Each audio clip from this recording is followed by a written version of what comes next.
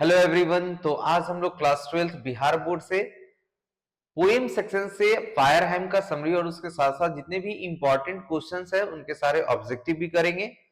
तो चलिए स्टार्ट करते हैं। तो जैसा कि इसका हेडिंग ही है फायर हाइम। फायर हाइम का ही मतलब होता है, हाइम मतलब होता है एक संगीत, एक गाना, ठीक है। और ये गाना जो हाइम जो है ना, ये किस पे गाया गया हुआ है? फायर पे। तो अब देखते हैं इनके बारे में कुछ इंपॉर्टेंट। फायरहाइम जो है ना वो लिखे हुए हैं किनके द्वारा? केकेएन दारूवाला। और इनका बॉर्न जो है वो 1937 को है और ये फिलहाल 2024 में डेथ किए हैं। और इनसे रिलेटेड एक दो क्वेश्चन पूछता है। एक तो ये किस रिलीजन के थे, तो ये एक पारसी थे। और दूसरा इनको अवार्ड कौन सा मिला है? तो अवार्ड इनको साहित्य अकादमी अवार्ड मिला है। और कब मिला है? तो 1984 में मिला है। क्लियर है? क्वेश्चन आपसे बार बार पूछेगा कि साहित्य अकादमी अवार्ड कब मिला था या इनको इनमें से कौन सा अवार्ड मिला। क्लियर? अब कहता है क्या? Fire hymn is a heart touching poem written by KKN Daruwalla. In this poem the poet describes the scene of a burning ghat. इस पोएम में जो है ना, पोएट किस चीज को डिस्क्राइब किए हैं? तो एक बर्निंग घाट, यानी हम लोग बोले अपने लैंग्वेज में तो एक शमशान घाट का डिस्कस किए हैं, उसके सीन का। Where the dead body of a man is consigned to the flame of fire. जहां की एक डेड बॉडी को आग के हवाले कर दिया जाता है। यानी शमशान घाट पे जनरली हम लोग क्या देखते हैं? एनी टाइम कभी ना कभी डेड बॉडी को जलाया ही जाता है। और जब ये अपने फादर के साथ वहां घूम रहे होते हैं, इन्होंने क्या देखा कि एक आग को, एक डेड बॉडी को आग के हवाले कर दिया गया। नेक्स्ट पेज में चलते हैं। The poet says that when he was a child, he and his father used to visit the burning ghat of the Hindus. यानी इनका कहना है क्या कि जब हम बच्चे थे ना तो अपने फादर के साथ कहां घुमा करते थे? घाट वगैरह पे घुमा करते थे। तो एक ये ऐसे घाट पे पहुंचते हैं जहां की देखते हैं क्या, हिंदू परंपरा के अकॉर्डिंग, यानी हिंदू ट्रेडिशन के अकॉर्डिंग वहां पे घाट पे एक आग के हवाले एक बॉडी को कर दिया जाता है। He says that, वो कहते हैं कि the sight of the burning dead body becomes shocking and dreadful at night. It frightens passerby. अब इनका कहना है क्या कि ये कहते हैं यहाँ पे कि वो जो जगह था ना जहां पे बॉडी को जलाया जा रहा था, वो मेरे लिए बड़ा शॉकिंग था। शॉकिंग इन द सेंस क्या? आश्चर्य वाली बात थी, क्योंकि वो कभी डेड बॉडी को जलाते हुए देखे नहीं। हम लोग एक छोटी सी घटना अगर देखें कि छोटे बच्चे में चाहे बड़े में भी देखते हैं, अगर आग में थोड़ा हाथ पड़ के अगर जल जाता है तो कितना तकलीफ होता है। नहीं, उस पे टूथपेस्ट लगाना या उसका जो क्रीम आता है, जलने वाला एक क्रीम, वो लगाना, और उसमें जो हम लोग को छटपटाहट होता है कितना दुखदाई होता है। वो उस समय छोटे बच्चे थे और इतना सोचे क्या कि हम लोग का हाथ जलता है तो इतना तकलीफ होता है, कैसे यहाँ आग में ही इंसान को रख दिया गया, उसको कितना तकलीफ होता होगा। इसीलिए एक ये भी रीजन है कि कभी भी शमशान घाट पे बॉडी जब जलाने लोग जाते हैं ना तो बच्चों को भी नहीं ले जाते हैं, क्योंकि उनका इमेजिनेशन वहां बहुत ज्यादा होता है। बच्चा है, देखिएगा, उसको जानने की इच्छा होती है, हर वो चीज पूछेगा बार बार, क्या है, कैसे हुआ, कहां से हुआ, ठीक है। तो बच्चे को भी वहां नहीं ले जाया जाता है क्योंकि मन ही तो है, ठीक है। एंड ड्रेडफुल एट नाइट, और वो शाम का समय होता है और बड़ा भयानक दिख रहा होता है। इट फ्राइटन पासर्स बाय, और ऐसा लग रहा होता है कि कैसे हम यहां से जल्दी से निकल जाए। ये डर जो है ना वो बहुत उनको सता रहा होता है। कहां पे? बर्निंग घाट पे। क्लियर? चले आगे।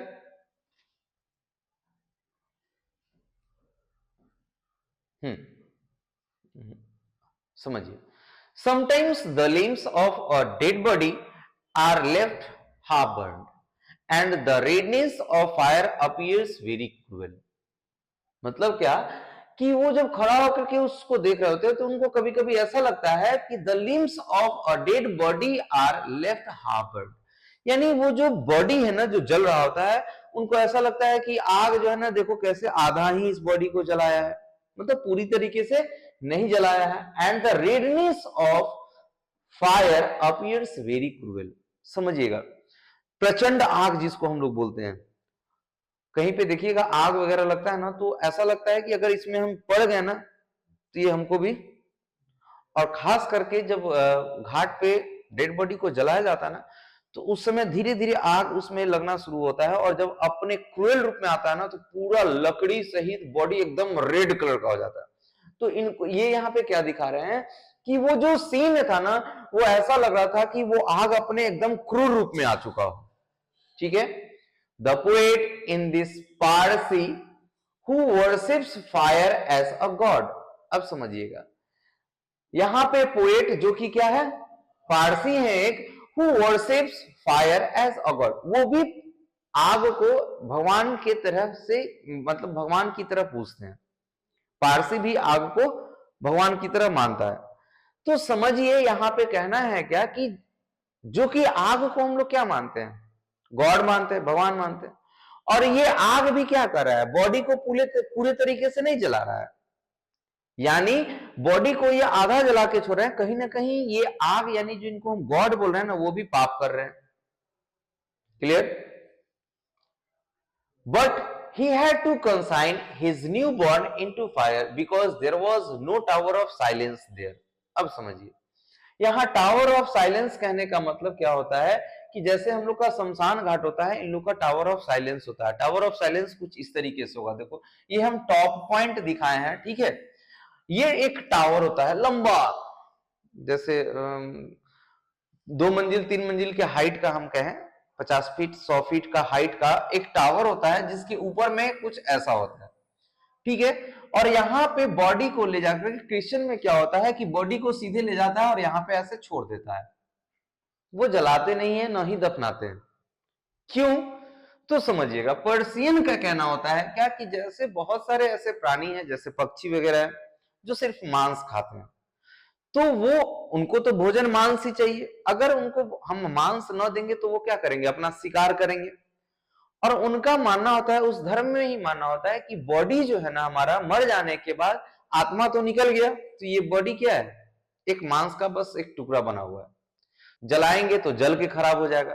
तो क्यों ना हम बॉडी को टावर ऑफ साइलेंस पे छोड़ दे, कि जो कि चिड़िया जो उड़ती है ना आकाश में, जो मांसाहारी होंगे, उनको वो ऊंचा हाइट का चीज बहुत जल्दी दिखता है, तो वो क्या करेंगे, इस बॉडी को खा लेंगे ताकि उनका पेट भर जाए, ताकि जो इंसान जिंदा है उसका शिकार ना करे, चाहे वो इंसान हो तब, चाहे वो जानवर हो तब, चाहे वो कोई क्रिएचर ही क्यों ना हो। क्लियर? तो वो लोग क्या करते हैं, टावर ऑफ साइलेंस में जाकर के बॉडी को रखाते हैं। क्लियर?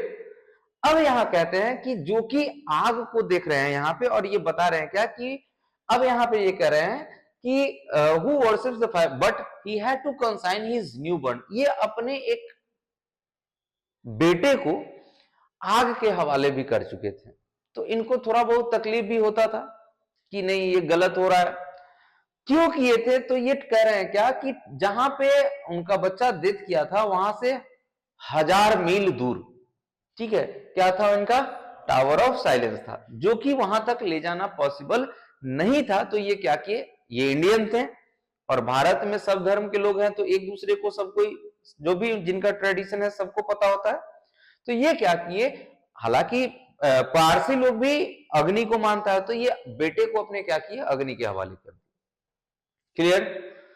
करे क्या, this made him a Sinner, जो कि क्या कह रहे हैं यहाँ पे, ये जो ये काम किए ना, अपने बेटे को आग के हवाले किए, ये एक पापी कहला गया, यानी खुद को ये पापी बता रहे हैं कि हमने ये पाप किया, अपने बेटे को आग के हवाले नहीं करना चाहिए था।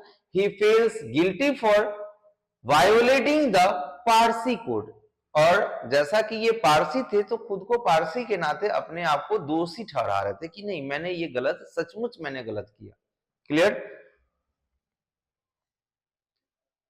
Next, he regrets that he could not save the fire from the committing sin। अब यहां क्या करें, अब इनको अफसोस भी होता है क्या, कि जो आग कमिट करता है, हम लोगों से वादा करता है कि मैं बॉडी को जला देता हूं तुम्हारे, जो कि ये पूरे तरीके से बॉडी नहीं जला पाता है, इसके लिए आग भी क्या है, यहाँ पे सीनर है। सीनर का मतलब होता है पापी, ठीक है, आग भी यहां पाप करता है। सो ही सोज to fire the fire from scene of forgetting. अब यहाँ पे क्या कहते हैं, ये यहाँ पे दिखाते हैं क्या कि आग भी जो है ना, बॉडी को जलाना भूल जाता है। तभी तो हम लोग लाठी से, देखते होइएगा जब शमशान घाट में बॉडी को जलाया जाता है, बॉडी जलने के बाद थोड़ी देर के बाद लोग लाठी से उसको मारते हैं, बांस से मारते हैं, और उसका राख जो बॉडी में चिपका होता है वो झड़ जाता है और फिर आग अच्छे से उसको जला देता है। तो यहाँ पे ये बता रहे हैं कि ये आग भी जो है ना भूल जाता है बॉडी को अच्छी तरीके से जलाना। दस इसलिए this poem is a song in praise of fire, इसलिए इस पोएम को इस आग की ना प्रशंसा करते हुए ये एक फायर हाइम है, गीत है।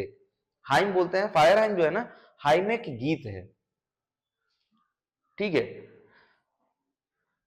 The poet shows the importance of fire for the Hindus after their death, और यहाँ पे पोएट क्या दिखाते हैं, ये दिखाते हैं कि कैसे हमारे जिंदगी में यानी हिंदू धर्म में आग का इंपॉर्टेंस मरने के बाद भी यानी आग को इंपॉर्टेंस दिया जाता है। क्लियर? चले अब इससे रिलेटेड हम लोग ऑब्जेक्टिव कर लेते हैं। फर्स्ट क्वेश्चन कहा, who compose the poem fire hymn. ये हाइम फायर हो गया, फायर हाइम होगा, आंसर क्या जाएगा, KKN Daruwalla. Second number, the dash forgets its dead, कौन था जो भूल जाता था कि ये जो डेड बॉडी है उसको अच्छे से जलाना है, फायर, यानी आंसर सी होगा। Who has violated the tradition of religion by cremating, यानी जो ट्रेडिशन था अपने अकॉर्डिंग यानी जो रिलीजन के अकॉर्डिंग जो ट्रेड था उसको, ये मतलब कौन था इस पोएम में जो देखते थे रिलीजन के अकॉर्डिंग, पूरे पोएम में रिलीजन के अकॉर्डिंग कौन से ऐसे इंसान थे जो देखते थे कि नहीं यहाँ ये सही है और ये गलत है। तो पूरे पोएम में एक ही है, कौन, poet KKN Daruwalla. Next, I swore to save fire from the scene of dash, कौन थे जो आग को पाप करने से बचाना चाहते थे, कसम खाए थे कि नहीं मैं ये आग को भूलने नहीं दूंगा जलने से। तो सिन ऑफ किस चीज से, फॉरगेटफुलनेस, भूलने से, ठीक है। Crossing of rivers is an important volume of words written by dash, ये पूरा सेंटेंस कौन लिखे हुए हैं, KKN Daruwalla. Tower of silence is related to, किस धर्म से है टावर ऑफ साइलेंस, पारसी धर्म, आंसर क्या होगा, बी होगा Parsi. Clear? Next, who wrote fire ham, repeat हो गया। Once strolling at down past river bank and Ghat is from, एक बार मैं, स्ट्रॉलिंग का मतलब क्या होता है, भटकना।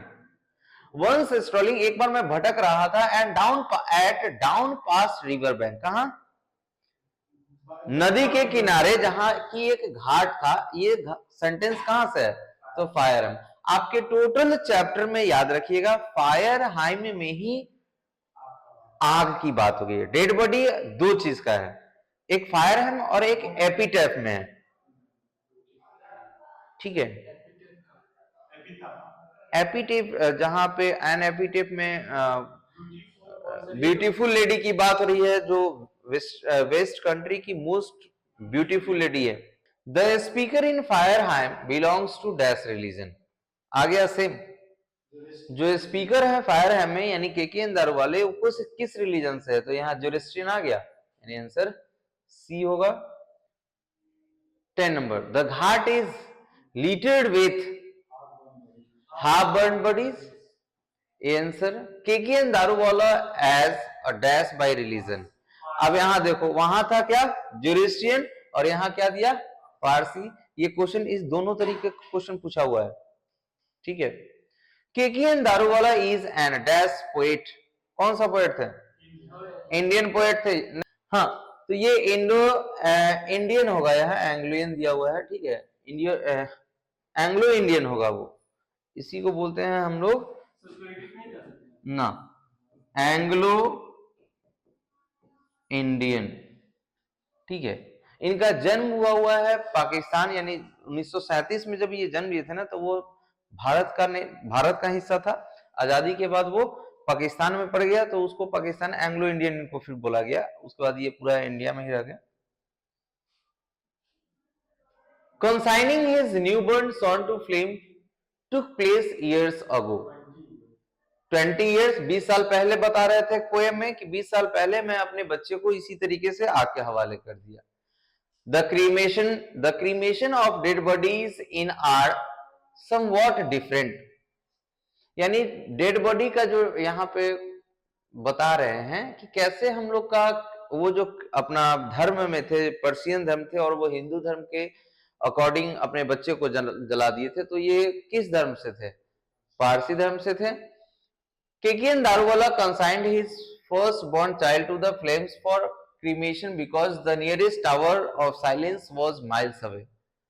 कितना माइल्स? was dash माइल्स होना चाहिए था, 1000 माइल्स अवे था। यानी ये आग के हवाले इसलिए किए थे अपने बच्चे को क्योंकि उनके घर से जो टावर ऑफ साइलेंस की डिस्टेंस थी वो 1000 माइल दूर था। ठीक है। It was the dash of the poet along with him passing by cremation ghat.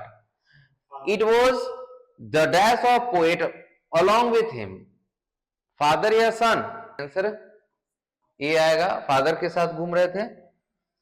The burning ghat erupted phosphorescence is taken from fire. Clear?